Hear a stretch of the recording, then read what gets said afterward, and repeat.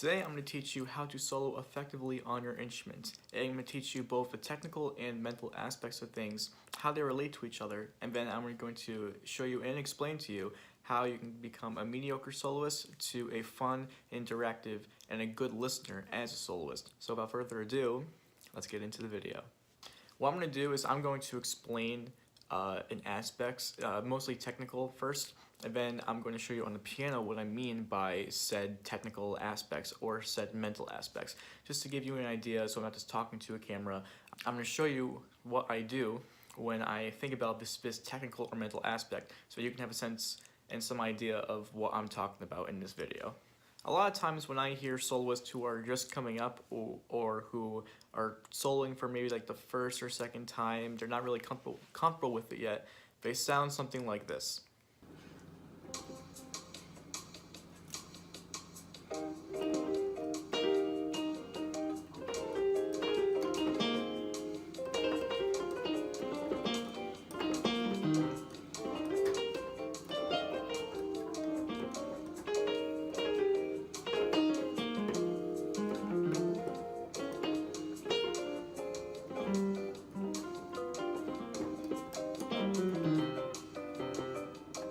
Now, unfortunately, when they sound like this, they really don't, when I hear them, they don't sound like they have any plan, any idea of what's going on. They just want to play the fastest they can go, playing the most notes as they can, and somehow show off their instrument and their technical ability by really just not doing much at all. They're just kind of going up and down, they have no sense of direction, and they're kind of just playing mindlessly.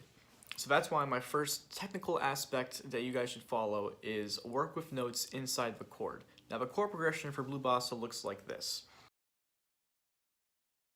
And it'll be on the piano when we start practicing by ourselves. Now when you work inside the notes of a chord, one, you can't go wrong because the notes are already there technically. You just gotta think of ideas of what you want to go with. But it's going to sound nice. You're not going to sound like a flying maniac going up and down these scales when you don't have really any notes to go by. If you're starting out and you're starting to come up and you're starting to figure out how to solo over these chord changes, what I would do first is work with notes inside the chord. If you're not comfortable with these chords, you can always write out them beforehand and then think of ways to, incorporate them in your solos. But that's my number one goal, especially when you're coming up. Work with notes inside the chord. My second technical aspect for you guys to work on is to find notes that are in the same chord progression and use those as much as you can throughout the piece, just to see where these chords lie in chords and to see what notes are similar throughout the chord progression. You have a C minor 7 for 2 chords, an F minor 7 for 1 chord, and then a B flat 7 for 1 bar, So overall on those 4 bars, what are the notes that can be in either 3 of those measures or all 4 of them? Well, a C minor 7, you have C, E flat, G, and B flat. For F minor 7, you have F, A flat, C, and E flat. And for the B flat 7 chord, you have B flat, D, F, and A flat. When you look at that, I can see 2 things. One, the C minor 7 and the F minor 7 both have C and E flat. And then the B flat incorporates both the B flat from the C minor 7 chord. So you can really play 3 notes throughout the entire first 4 bars, and it's going to sound good because it's similar notes happening over an extended period of time. Measures 9 through 12, you have E flat minor 7, A flat 7, and D flat major 7. Now in these 3 chords, what are the notes that are similar? In the first chord, you have E flat and G flat, which are the exact same notes as A flat 7's E flat and G flat at the end. So those 2 notes you can play over the span of two bars. Common tones between A flat 7 and D flat major 7 are A flat and C. So you can play those notes as well, and you can work around how you want to play them. That's just another idea you can have when you're working with these chords, is that find notes that are similar between these chords And if you're really not comfortable playing all these scales, then just work on notes that are throughout the entire piece. My third technical aspect I'm going to give you guys is chord extensions. Now, if you're really not comfortable with these chords in general, like I said before, you would write them out and then figure out what those notes are. But in jazz, you can add chord extensions to make a chord sound different. So technically, let's say we're playing in C minor because that's the key blue bossa's in. If you play C, which is the root of C minor 7, throughout the entire piece, it's going to sound okay.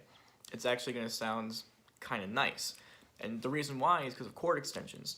Because think about it like this. Here are the chords again for blue bossa. You have C minor 7, which has a C. F minor 7 has a C. B flat 7 doesn't have a C. But if you add a chord extension, that would make it B flat 9, which has a C in it.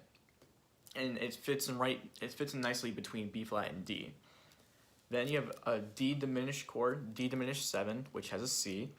You have a G sharp 5, or you have a G7 sharp 5, which doesn't have a C, but instead of going up to like an 11th or a 5th or a 13th, we're just going to play the B natural, because that's a leading tone to get back to C minor, which is the next chord in this progression.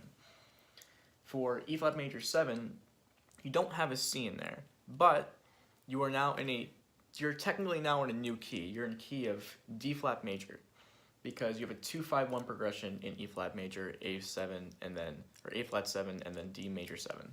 So let's look at this chord here. You have E flat, F, G flat, A flat, B flat, C, D flat, E flat. That's a scale of E flat minor, which has a C in it. So technically, it's going to sound nice when you have a C inside this E flat minor scale, even though you're not really in the key of C minor anymore. Same thing with A flat 7, you have a C in there. D flat major 7 has a C. Then D diminished again, which we talked about. G7 sharp 5, which is going to be your B natural, because it's going to make things simpler. And then C minor 7. Here's what this progression sounds like when you just play C.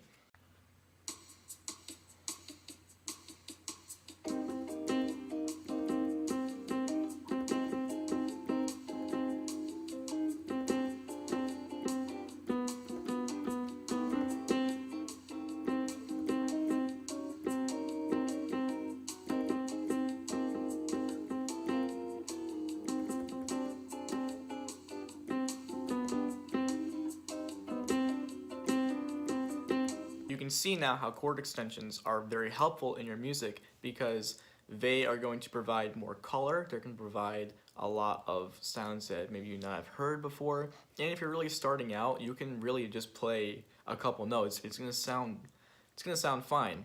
Just build off of that, which we're going to get to in the next section. Next technical aspect I have for you, it's kind of short, but it's very effective. It's to use what makes your instrument special. Now, what I mean by that is, let's say you're playing trombone. Trombones have a special aspect of sliding and going down notes without having to articulate them. Use your slide position to, make your instrument sound fun, make it sound interesting to the audience. If you're a trumpet player, you can play half valves, try and get like a mix between certain notes, or just for like comedic effect, that's not really a note. It sounds nice when you're playing jazz because you can experiment with that. If you're a guitar player, you can use pitch bends on your string, just pull up on the string and make it sound, higher or lower depending on what it is. I don't play guitar, so it's not my thing, but you can definitely do that as well. Drummers, if you're going to solo, don't hit just the head of a drum or the middle of a cymbal. Hit like the side of a drum, or just play with your sticks all across, because that's your instrument.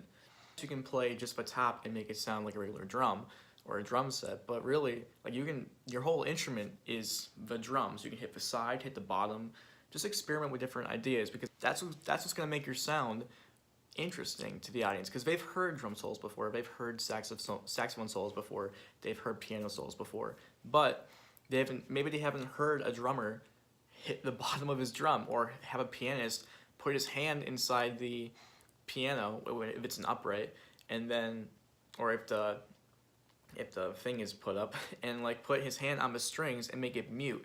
There's a lot of different ways to work with your instrument to make it unique, and I would definitely take advantage of that, because especially when you're trying something out for the first time, experimenting is the way to go. Just try and open up your mind to new ideas.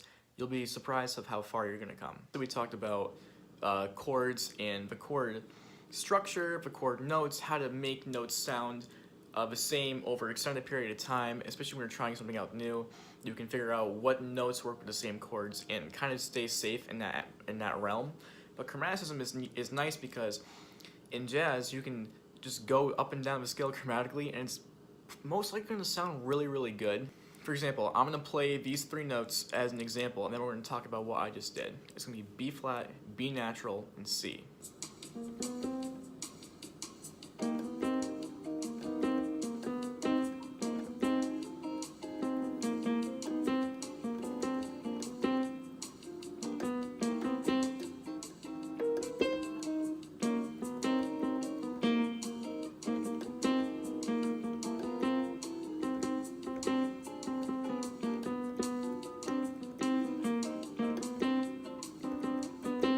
As you can see, or hear, it sounds good. It's not great. It's not, innovative at all. I'm just playing B flat, B natural, and C.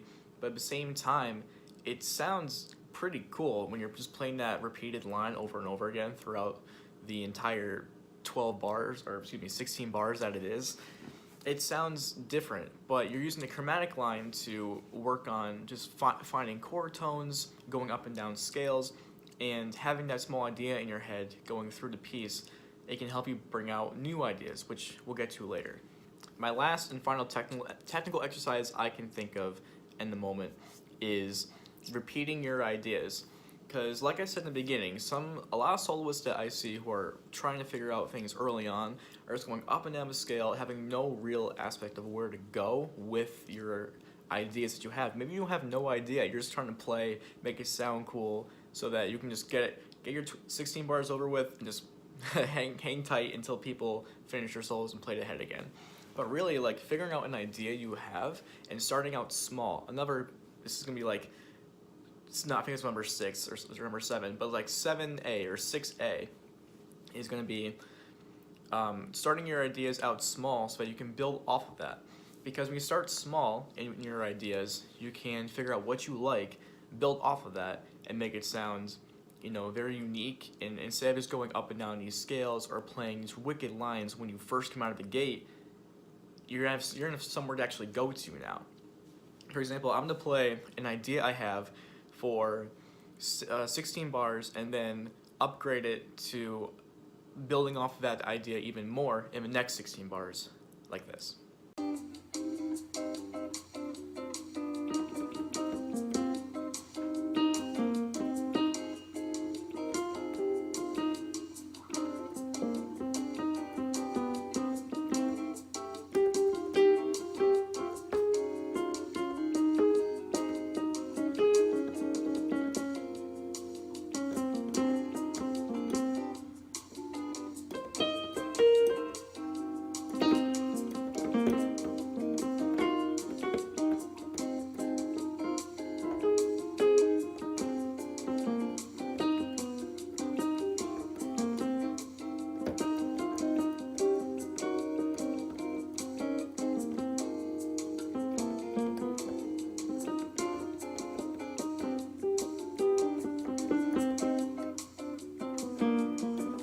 See, I took my small idea and made it into something completely innovative in my mind. I thought it was a pretty cool solo.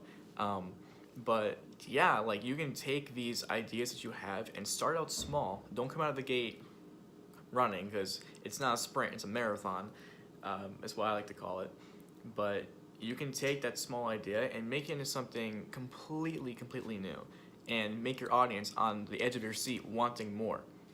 If you were to take anything from this video at all, forget the chord extensions, forget the use make your instrument special, all that kind of stuff. If you were to take anything from a technical aspect of this video, is to please repeat your ideas, because it's going to make you seem like you know what you're doing, because you're repeating the idea, and the more you repeat the idea, the more sane it becomes, I guess you can say. Sane is not the right word, but the more people are going to say, okay, he knows what he's doing, he's repeating this idea, he must like this idea, and then you can build off of that. It's kind of like having a small motif and putting it into different sections of a symphony, or having an idea and then putting it, you know, if you're painting something, having like the light shine somewhere, having the light shine somewhere different.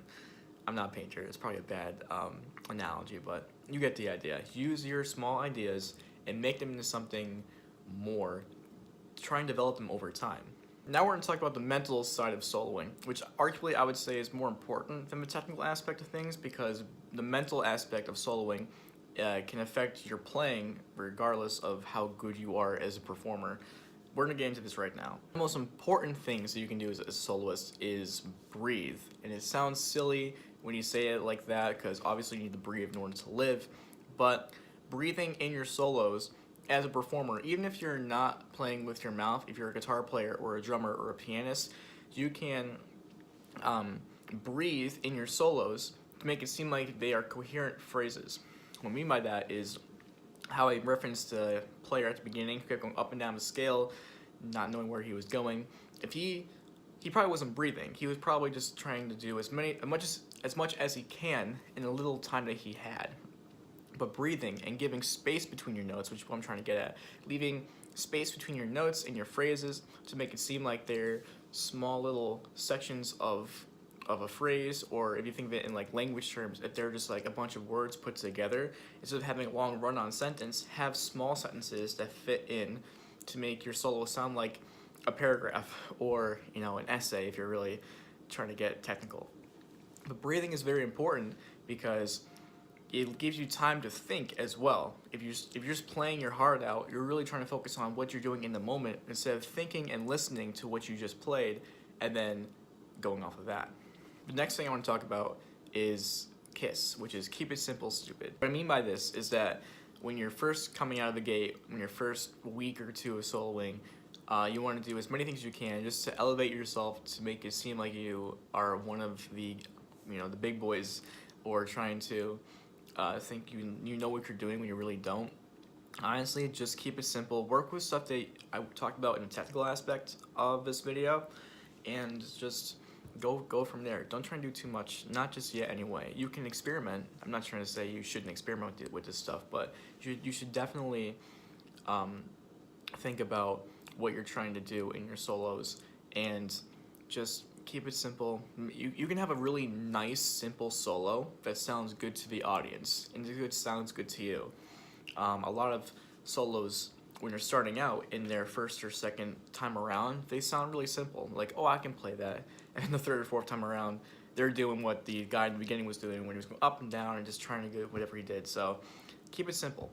Another mental thing I should talk about here is if you were in the audience and you heard the solo that you just played, would you be like, that was so cool, or would you fall asleep? It's a very important question to ask, because yes, you are the performer and you're trying to do so much and to have fun with it as well, but you're really, in all aspects of things, you're playing for an audience, and you're playing for people who might pay for a gig, or who are in a bar and they're trying to get a drink. If you're gonna play a solo, are they gonna be like, this guy is terrible, or are they gonna be like, that was really, really awesome, how did he do that? And you have to think from an audience's perspective. What might they want to hear? What have they heard before that you can bring to the table that sounds cool? Are you gonna, you know, think about a lick that you're gonna play over and over again? Are you gonna do, you know, octave jumps down the scale? Like, there's so many things that you can do, but just don't play for yourself. Play for if you are in the audience. How would you react to the solo that you just played? Very important question to ask. Last mental thing I'm going to talk about is something that I talked about in the technical aspect, but I'm going to put it here as well, is to repeat and build off of your ideas as you go along, because this makes you a good listener, and it makes you think outside the box when it comes to building off of your already mentioned solos. If you're a good listener, that means you're thinking about things on the fly, and even if it's like a 3-note motif that you're playing, you can build off that idea, and the audience, like I said before, is going to catch on and be like, oh, he's building off that idea, it sounds really cool, let's see where he goes from here. Thinking and repeating and building off your ideas is going to help so much in your jazz or improv adventures that you're going to put on. Just make sure you do it effectively, and don't be afraid to experiment with ideas.